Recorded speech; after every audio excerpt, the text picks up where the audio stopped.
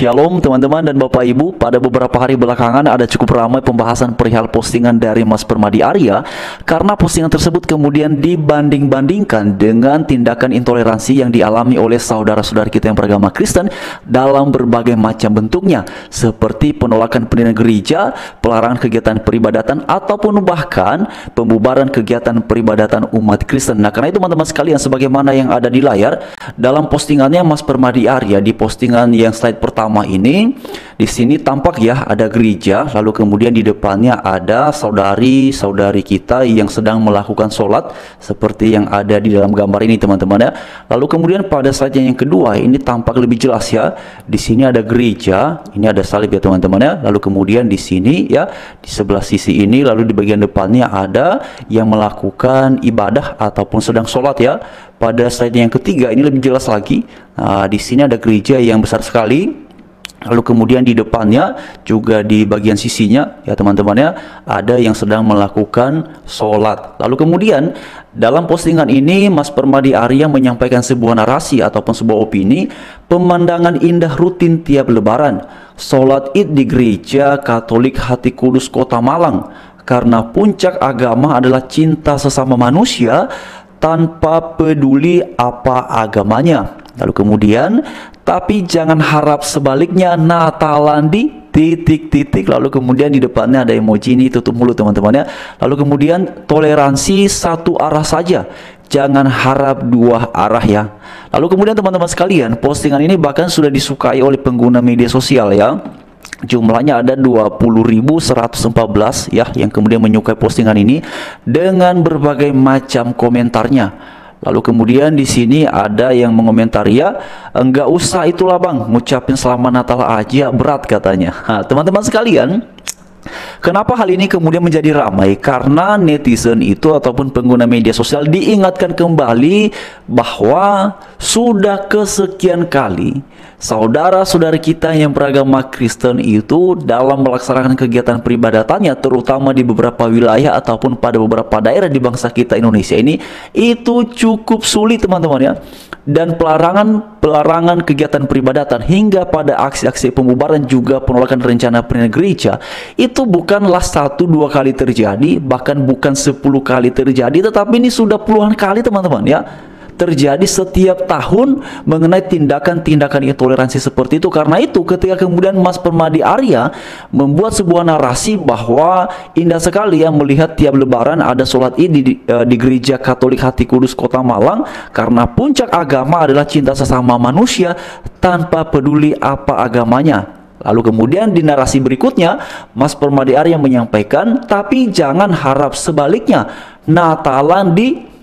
Nah teman-teman sekalian, mengapa kemudian beliau menggunakan istilah Natalan? Karena kita lihat ya pada beberapa bulan yang lalu saja ya, ketika akhir tahun Natal 2024 itu kan juga ada yang bahkan saudara-saudara kita sudah mempersiapkannya begitu lama untuk melaksanakan kegiatan peribadatan Natal, tetapi pada menjelang hari hanya dan hingga pada hari hanya itu mendapatkan penolakan, sehingga kemudian teman-teman itu saudara-saudari kita tidak bisa beribadah Natal di tempat yang sebelumnya sudah dipersiapkan, tetapi terpaksa karena adanya penolakan mereka harus beribadah di lapangan terbuka. Nah teman-teman, untuk lebih lengkapnya perihal itu teman-teman bisa melihat ya di video kita sebelumnya, dan juga bisa melihat ya dalam berbagai ulasan, hal itu sudah ramai sekali. Tetapi inilah yang kemudian terjadi dialami oleh saudara-saudara kita yang beragama Kristen di bangsa kita Indonesia ini pada beberapa wilayah ataupun daerah.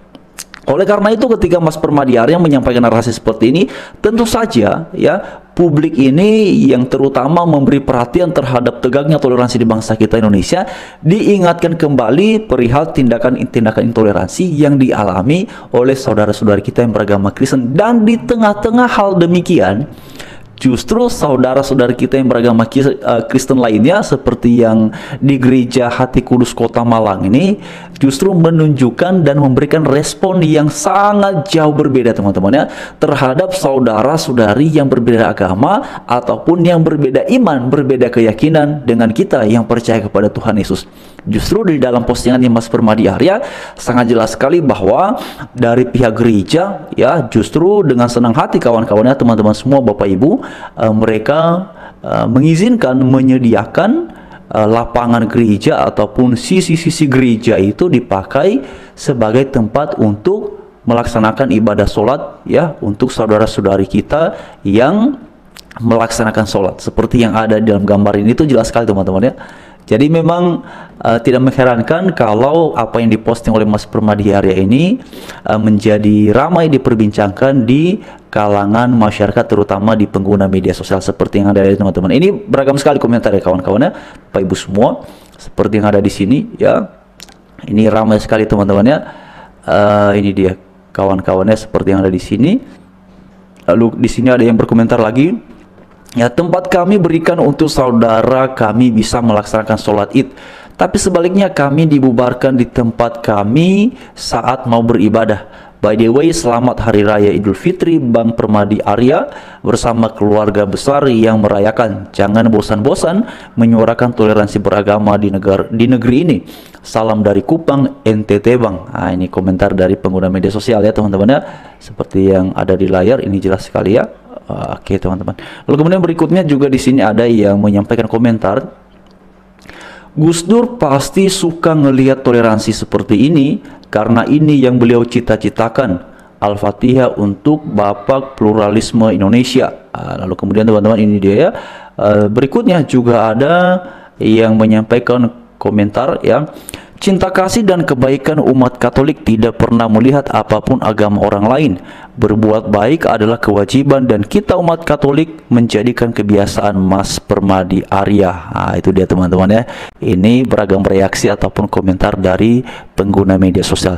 Tapi begini Bapak Ibu dan teman-teman semua, memang sesuatu yang sangat-sangat memprihatinkan perihal intoleransi di bangsa kita Indonesia ini, dan menjadi pertanyaan yang paling mendasar, mengapa sampai ya hari-hari ini masih ada saudara-saudari yang mau beribadah tapi sulit sekali ya. Masih ada sahabat-sahabat kita yang beragama Kristen yang mau menggunakan gedung tertentu untuk dipakai beribadah, sulit sekali. Ada apa sebenarnya? Ya, mengapa hal-hal seperti itu? Apakah ini semata-mata karena seperti yang kerap kali disuarakan dalam berbagai macam aksi, misalnya ketika ada penolakan gereja, ketika ada pelarangan ibadah, ataupun pada aksi pemubaran ibadah yang kerap kali ya diekspresikan dalam aksi demo, katanya mengenai aturan, perizinan dan segala macamnya. Apakah sesederhana itu? Teman-teman sekalian, kalau saya melihatnya tidak sesederhana itu ya. Dan ini tindakan-tindakan seperti itu kan sebenarnya hanyalah perwujudan dari apa yang diyakini, apa yang dipahami perihal ya tentang orang-orang yang berbeda keyakinan, yang berbeda iman ya. Karena begini teman-teman sekalian, apa sulitnya sih membiarkan penganut agama lain itu melakukan aktivitas keagamaannya? Misalnya mereka beribadah pada suatu gedung, pada suatu tempat. Lalu yang perlu dirisaukan apa? Kan sesederhana itu ke teman-teman ya, Bapak Ibu semua. Kalau misalnya ada saudara-saudari apapun agamanya beribadah pada gedung tertentu, lalu kemudian ada yang datang tiba-tiba entah dari mana mempersoalkan perizinan dan segala macam, katanya kami warga ini, kami agama ini tidak setuju, menolak dan segala macamnya. Esensi dari penolakan itu apa? Nah, ini yang kemudian kita harapkan semoga di masa mendatang di bawah kepemimpinan Bapak Presiden Prabowo Subianto sebagai pemimpin ya, kepala pemerintahan juga kepala negara, dan juga Pak Gibran sebagai Pawapres, semoga mereka-mereka ini dan seluruh jajarannya ini benar-benar memberikan perhatian perihal tegaknya toleransi di bangsa kita Indonesia. Karena bagaimana bisa bangsa ini bisa menjadi negara yang maju sebagaimana yang diharapkan ke depan kalau masih ada warganya yang belum mendapatkan haknya secara utuh, dan hak seperti ini kan adalah salah satu hak yang paling dasar. Nah, karena teman-teman sekalian silahkan diuraikan responnya pada kolom komentar yang tersedia, dan mari terus kita harapkan dan doakan yang terbaik bagi bangsa kita Indonesia.